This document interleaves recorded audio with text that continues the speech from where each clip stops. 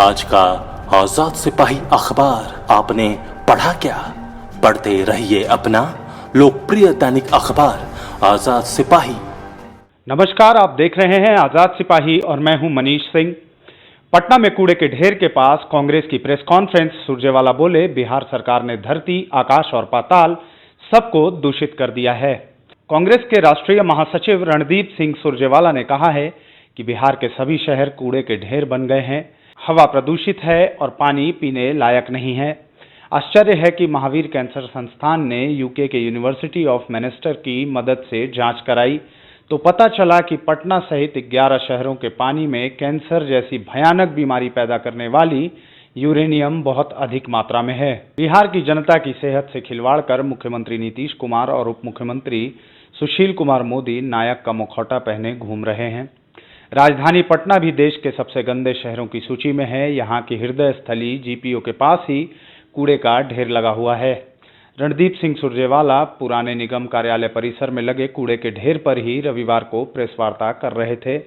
उन्होंने आरोप लगाया कि जुमलेबाज और धोखेबाज की जोड़ी ने बिहार के लोगों का जीवन नर्क बना दिया है। आगे सुरजेवाला ने कहा कि केंद्र सरकार की इस साल की स्वच्छता सर्वे रिपोर्ट के अनुसार 10 लाख की आबादी वाले देश के 47 शहरों में पटना सबसे गंदा शहर है। 1 से 10 लाख की आबादी वाले देश के 382 शहरों में बिहार के शहरों का नाम 74वें पायदान से शुरू होता है। पवित्र नगरी गया सबसे अंतिम यानी 382वें स्थान पर है। भागलपुर 389 और बिहार शरीफ 374वें स्थान पर है। वहीं प्रधानमंत्री नरेंद्र मोदी ने छपरा में कहा कि मां आप छठ पूजा की तैयारी करो, चिंता करने के लिए आपका बेटा दिल्ली में बैठा है। प्रधानमंत्री नरेंद्र मोदी ने दूसरे चरण के चुनाव प्रचार के अंतिम दिन बिहार के छपरा में रैली की। पीएम ने छठ पूजा का भी जिक्र किया। पीएम ने कहा, कोरोना काल में आप लोगों को छठ पूजा कैसे मनाएं इसकी चिंता करने की कोई ज़रूरत नहीं है। आपका बेटा दिल्ली में बैठा है, आप तो बस छठ पूजा की तैयारियों में जुट जाइए। उन्होंने आगे कहा कि जब छठी मैया की पूजा के दौरान गंगा जी के किनारे हजारों हजार महिलाओं की भीड़ जुटती है तो उनकी सबसे बड़ी ज़रूरत होती है साफ गंगा जी का पानी, स्वच्छता। गंगा जी के पानी को स्वच्छ करने के लिए बीते वर्षों में जो प्रयास हुए हैं उसका असर आप भी देख रहे हैं। अब बात पप्पू यादव की। पप्पू यादव ने तेजस्वी और तेज प्रताप पर निशाना साधा है। उन्होंने कहा कि लॉकडाउन में दोनों युवराज कहां गायब हो गए थे।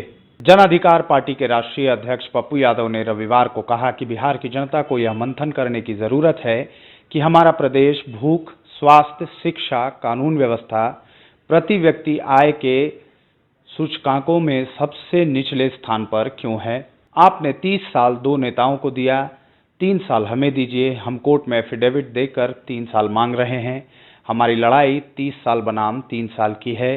अब बदलाव का समय है, आप बदलाव के लिए वोट करिए। पप्पू यादव ने आगे कहा कि यदि हम सत्ता में आते हैं तो हमारी सरकार गरीब के घर में जन्म लेने वाली बेटी के नाम पर बैंक में 1 लाख रुपए की फिक्स्ड डिपॉजिट जमा कराएगी। महिलाओं को सशक्त बनाने के लिए सरकारी नौकरी में 50% सीटें महिलाओं के लिए आरक्षित की जाएंगी। तेजस्वी यादव और तेज प्रताप यादव पर हमला बोलते हुए पप्पू यादव ने कहा कि लॉकडाउन में दोनों युवराज कहां गायब हो गए थे। उस कठिन परिस्थिति में मैंने और मेरे पार्टी के कार्यकर्ताओं ने लाखों जरूरतमंदों तक राशन पहुंचाया था। उन्होंने कहा कि हमारी प्रतिज्ञा रोजगार और गरीबों को सम्मान देने की है। हम जाति धर्म के भेदभाव को खत्म कर समता मूलक समाज का निर्माण करेंगे। सरकार में आने के 2 साल के भीतर सभी गरीब परिवारों को 1 BHK का फ्लैट देंगे। युवाओं को बिना ब्याज के 10 लाख रुपए तक का ऋण दिया जाएगा ताकि वे अपना खुद का व्यापार शुरू कर सकें। जब तक युवाओं को कम से कम 20,000 रुपए की नौकरी नहीं मिल जाएगी तब तक हमारी सरकार हर युवा को 6,000 रुपए देगी। अभी के लिए इतना ही। आगे की न्यूज़ अपडेट्स जानने के लिए देखते रहिए आज़ाद सिपाही।